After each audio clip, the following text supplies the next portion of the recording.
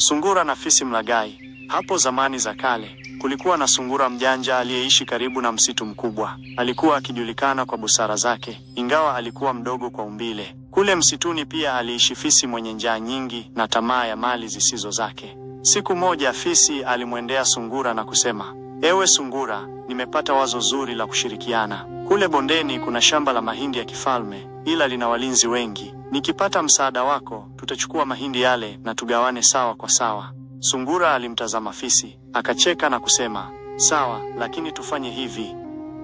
Mimi nitaingia usiku, nitavuna mahindi, nawe uje asubuhi kuyabeba." Fisi alikubali kwa pupa, akidhani atapata mavuno bila jasho.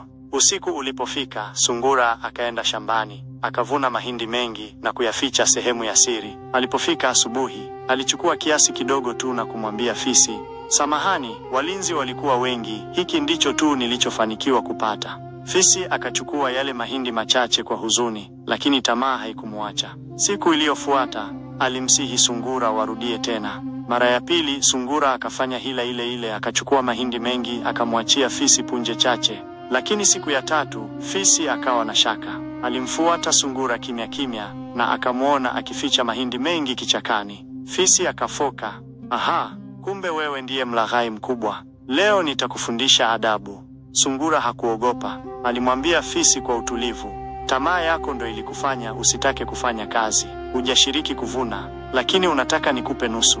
Hilo halitendeki." Fisi alijawa na aibu, akatambua kosa lake, na kuanzia siku hiyo, aliamua kufanya kazi mwenyewe badala ya kuwategemea wengine kwa hila.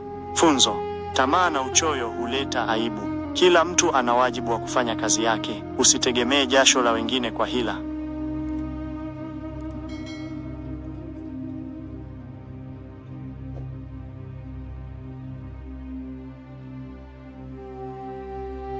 Kama unapenda hadithi tamu kama hizi, tafadhali niunge mkono kwa kusubscribe na kubonyeza kengele hapo juu. Hivi ndivyo unavyoweza kuwa wa kwanza kuzitazama kila zinapotoka. Mchango wako ni nguvu yangu, na bila wewe safari hii haiwezi kuwa ya maana. Asante kwa kuwa sehemu ya familia yetu ya hadithi.